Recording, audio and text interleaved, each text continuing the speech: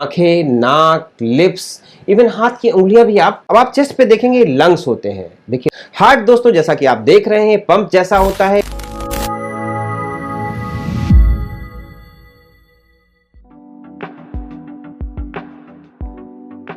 दोस्तों आज हम लोग बात करने जा रहे हैं प्रेगनेंसी के सबसे इंपॉर्टेंट स्कैन के बारे में। ये स्कैन बिल्कुल भी नहीं मिस करना है। इसको एनोमली स्कैन भी कहते हैं, टिफा स्कैन भी कहते हैं, लेवल 2 भी स्कैन कहते हैं।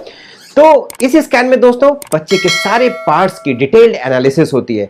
बच्चे के अधिकतर पार्ट्स धीरे धीरे बन चुके होते हैं, उनके आपके डॉक्टर स्टेप बाय स्टेप देखते हैं। आज आप खुद भी देखेंगे इन सारे पार्ट्स को कि स्क्रीन पे, अल्ट्रासाउंड स्क्रीन पे खुद देखेंगे कि ये सारे पार्ट्स कैसे आपके डॉक्टर इवेल्युएट करते हैं। आप अपनी आंखों से देखेंगे कि बच्चे की 4D पिक्चर्स कैसे, बच्चे का चेहरा, हाथ कैसा दिखता है इस स्कैन में।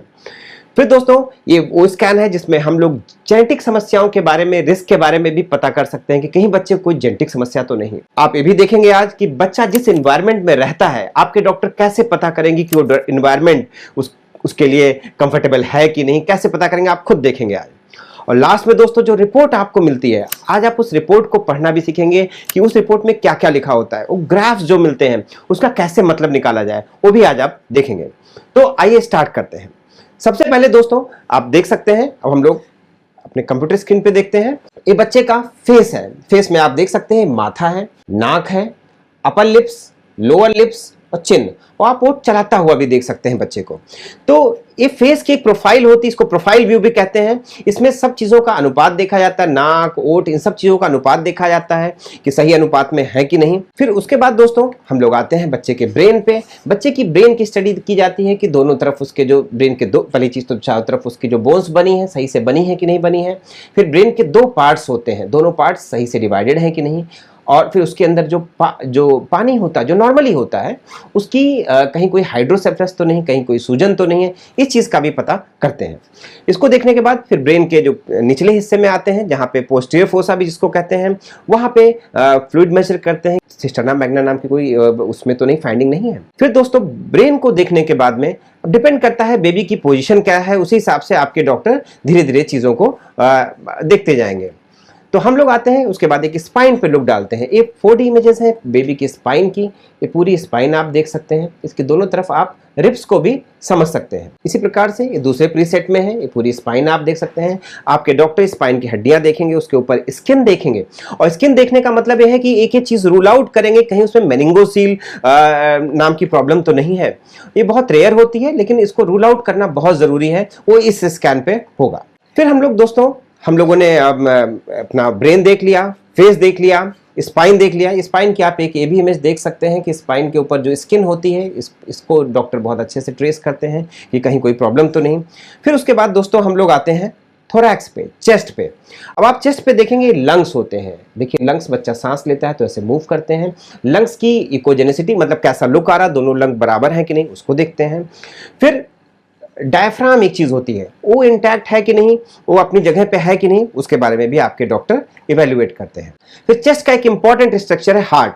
हार्ट दोस्तों जैसा कि आप देख रहे हैं पंप जैसा होता है, पंप करता रहता है, और इसके 4 चैम्बर होते हैं। इन चारों चैम्बर के सही अनुपात में है कि नहीं है, सारे कनेक्शन सही है कि नहीं। और उसके बाद आप नेक्स्ट इमेज में देखेंगे हार्ट से कुछ नसें खून ले जाती हैं और कुछ नसें हार्ट की तरफ खून ले आती हैं। इन सारी नसों का कनेक्शन सही है कि नहीं, पंपिंग हार्ट की सही है कि नहीं, सारी पाइप्स जो खून ले आ रही हैं, ले जा रही हैं, इन सब चीजों के बारे में भी आपके डॉक्टर पता करेंगे। फिर दोस्तों कि जैसा कि हम लोगों ने लास्ट इमेज में देखा था कि पेट के अंदर अब स्टमक बबल होता है, बच्चे पता चलता है अगर यहाँ पे पानी है कि बच्चा पानी स्वॉलो कर रहा है, इसके बारे में भी हम लोग पता कर सकते हैं। फिर पेट के अंदर बच्चे की किडनीज देखेंगे। इसी प्रकार से बच्चे की पेशाब की थैली भी दिखती है, आंतें दिखती हैं, इन सब चीजों के बारे में जानकारी हम लोगों को मिलती है। अब आते हैं, देखते हैं कि 4D पे कैसा दिखेगा। अब आप इस इमेज को देख सकते हैं कि बच्चे की आंखें, नाक, लिप्स, इवन हाथ की उंगलियां भी आप देख सकते हैं। तो ये सारी चीजें जानकारी आपको एनोमली स्कैन में मिलेगी। हो सकता है कि कभी कभी बिल्कुल ऐसा फोटोजेनिक इमेज आपको ना मिले, ये डिपेंड करता है कि बच्चा किस पोजीशन में है। कई बार बच्चा उल्टा लेटा होगा तो हो सकता है चेहरे की फोटो आपको अच्छी ना मिले। आप उंगलियों की देखिए डिटेल्स देख सकते हैं, चारों उंगलियां, लेकिन फिर अगर हाथ खुला है तो उंगलियां दिखेंगी, नहीं तो कई बार नहीं भी दिखती। फिस्ट बंद होता है, मुट्ठी बंद होती है, उसकी जानकारी आपके डॉक्टर आपको देंगे। फिर बच्चे के हाथ पैर, इन चीजों को भी देखा जाता है, हाथ पैर के मूवमेंट को भी देखा जाता है। दोनों हाथ अलग अलग देखना जरूरी है, वो आप भी देख पाएंगे। उसके बाद हाथ के 3 सेगमेंट्स, आर्म, फोर आर्म और अपना पाम, ये अलग अलग देखा जाएगा। इसी प्रकार से लेग्स के 3 सेगमेंट्स, थाइज, लेग्स और सोल, इसको भी आपके डॉक्टर अलग से देखेंगे। ये सब चीजें देखने के बाद आपके बच्चे के डिफरेंट पार्ट्स को मेजर किया जाएगा। जैसे बच्चे के हेड को मेजर किया जाएगा, बच्चे के पेट को मेजर किया जाएगा, पैर की हड्डी को मेजर किया जाएगा। इस मेजरमेंट से पता चलेगा कि बच्चे की एज क्या है, और इस एज से डिलीवरी डेट भी दी जाएगी। अगर पहले नहीं दी गई, अगर NT-NB स्कैन में डिलीवरी डेट दी गई है या उसके पहले स्कैन में दी गई, तो वो ज्यादा एक्यूरेट है, वही मान्य होगी। अगर ये पहला अल्ट्रासाउंड है तो इसमें एक EDD दी जाएगी इस मेजरमेंट के आधार पे। और इन मेजरमेंट्स का उपयोग इसमें भी होगा कि आगे के टाइम पे जब हम ग्रोथ स्कैन करेंगे तो हम लोग को पता चलेगा कि बच्चे का ग्रोथ सही है कि नहीं। वो अभी हम लोग आगे के अपने ग्राफ्स में उसको समझेंगे। तो अगला, बच्चे का एनवायरनमेंट में के बारे में हम लोग को जानकारी कैसे मिलेगी दोस्तों? इसके लिए हम लोग एमनियोटिक फ्लूइड होता है, बच्चों के चारों की तरफ एमनियोटिक तरल होता है, उसको हम लोग मेजर करते हैं, 4 क्वाड्रेंट्स में मेजर करते हैं। उसको कहते हैं एमनियोटिक फ्लूइड इंडेक्स, या लार्जेस्ट पॉकेट भी मेजर कर सकते हैं। इन दोनों चीजों को मेजर करने के बाद हमें पता चलेगा कि फ्लूइड सही अनुपात में है कि नहीं।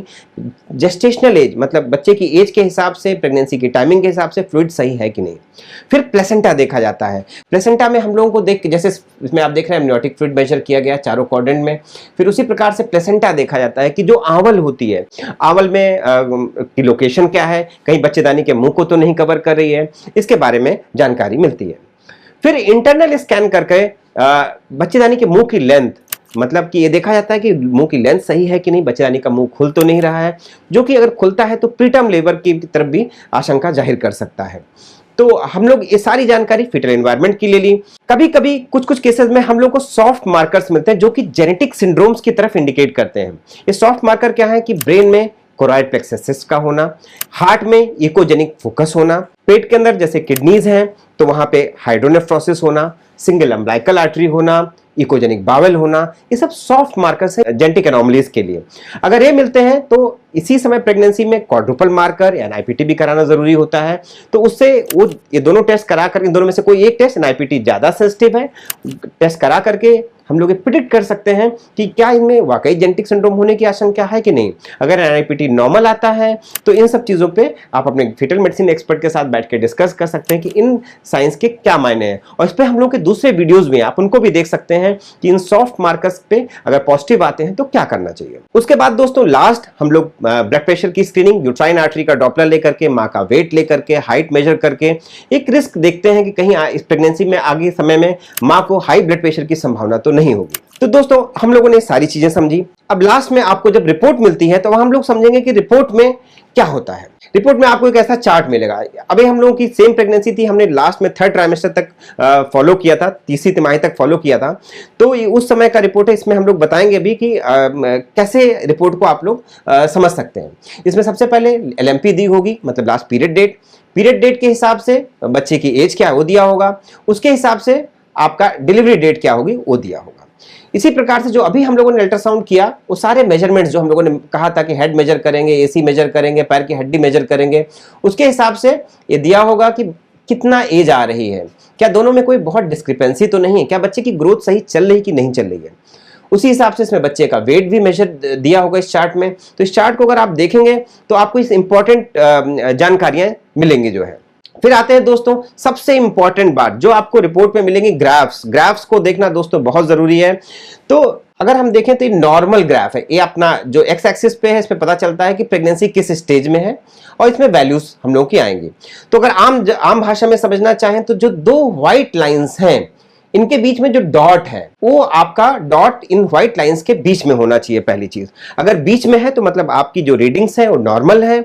इन ग्राफ्स को देखना बिल्कुल ना भूलिएगा। दूसरी अहम बात क्या है दोस्तों कि जब हम प्रेगनेंसी में, जैसे इनका हम लोगों ने 23-24 वीक्स पे किया था, उसके बाद जब अगर आप सेम मशीन पे जांच कराते हैं, आगे जो भी आपके मेजरमेंट होंगे वो आपको इसी ग्राफ पे आपको प्लॉट होते चले जाएंगे। तो दूसरी इंपॉर्टेंट बात यह है कि ये जो सारे डॉट्स को अगर हम ज्वाइन करें तो एक अपवर्ड ट्रेंड हमें दिखना चाहिए ग्रोथ का। अगर ये अपवर्ड ट्रेंड नहीं है, डाउनवर्ड ट्रेंड है, तो ग्रोथ में कहीं ना कहीं कॉम्प्रोमाइज हो रहा है। ये हम लोग बात करेंगे अपने अगले ग्रोथ स्कैन के वीडियो में, इन सब चीजों की क्या अहमियत है। तो जो आपको ग्राफ्स मिलते हैं, जो टेबल्स मिलते हैं, इनको आप ध्यान से रखिएगा, इन रिपोर्ट्स को बचा के रखिएगा। आगे आने वाले तीसरी तिमाही में इसका हम लोग इस्तेमाल करेंगे जो है। तो दोस्तों आज हम लोगों ने देखा प्रेगनेंसी के सबसे इंपॉर्टेंट स्कैन के बारे में, एनोमली स्कैन के बारे में, जो कि 18 हफ्ते से 24 हफ्ते के बीच में किया जाना चाहिए। और इन सब चीजों के पीछे एम क्या है दोस्तों? अधिकतर केसेस में प्रेगनेंसी नॉर्मल होती है, आप इस स्कैन को एंजॉय करेंगे।